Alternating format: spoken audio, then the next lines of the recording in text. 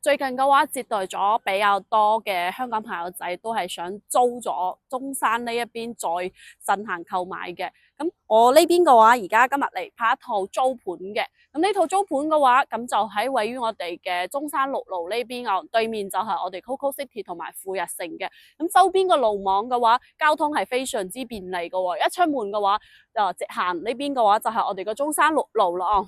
再往呢一邊行嘅話，就係後面就係我哋嘅博愛路嘅。咁相對嚟講，如果你開車嘅話，都係非常之方便嘅。如果坐車出行嘅話，咁樓下呢邊中山六路嘅話係非常之多公交巴士嘅。咁如果係要坐車嘅朋友唔開車嘅話，喺呢一個位置嘅話，都係非常之交通便利嘅。如果你最近又想喺中山買樓，又唔知道買邊度嘅話，建議你嘅話先租後買哦。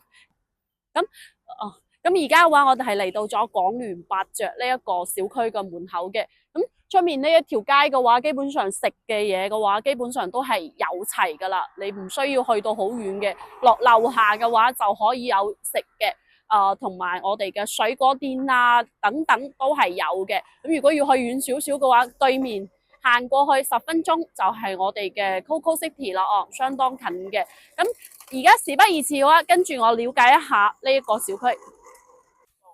咁我而家嘅話係嚟到咗小區嘅入面嘅。咁小區嘅話，咁佢大概樓齡嘅話接近10年噶啦。咁小區保養都係非常之 OK 嘅。咁有游泳池啦、羽毛球場啦，呢啲嘅話都係有嘅。呢邊仲會有啲兒童遊樂設施啦。咁小區嘅保養同埋乾淨度都係非常之 OK 嘅喎。萬科嘅物業管理都係相對嚟講1級嘅物業都會比較好嘅。咁而家事不宜遲，跟住我上去了解一下呢套房。咁我而家嘅話係上到嚟呢一層樓嘅。咁呢套租房嘅話係95方，做咗3房2廳2衛嘅。望咗去嘅話，咁呢邊個景觀就係望我哋嘅實驗學校啦，同埋我哋操場嘅視野嘅話係相當好嘅。咁我哋呢套樓嘅話屬於高層嘅。咁家私電器嘅話全部都係配齊嘅。咁業主呢邊嘅話而家就報價係2800嘅。咁呢邊嘅話，跟住我嘅鏡頭睇下呢一套房嘅佈局同埋佢啲家私電器，我個人認為佢都係保養得 OK， 同埋電器啊各方面嘅話都係比較齊全嘅。咁嗱，入戶嘅話呢邊仲會有一個我哋嘅鞋櫃嘅，都 OK 嘅，比較大啦。咁廚房嘅話，哇，呢邊個廚房都唔細嘅喎。咁放個雙開門冰箱啦，7字形嘅呢邊嘅話都比較大，我覺得就比較通風啦，因為個窗都係明窗嚟嘅。冰箱嘅話都係雙開門嘅。相對嚟講都 OK 啦。台就4人台嚟嘅。咁沙發同埋啲櫃，電視冇啊。空調嘅話都係一啲櫃式嘅。洗手間，呢個洗手間嘅話，雖然佢得條布啊，所以會差少少。如果有玻璃會更加好。呢個細房間，有床嘅，咁都有個櫃啦。唔係，呢個係台嚟嘅，唔係櫃啊，冇裝櫃啊。呢度都有我哋嘅空調啊。呢邊嘅話就朝南一個第2個房間，呢個尾5個床嘅。呢邊有個衣櫃，有個床頭櫃嘅。呢度有個鏡啦。咁再過嚟睇睇我哋嘅主人房啊。主人房嘅話，呢邊係大套間嘅。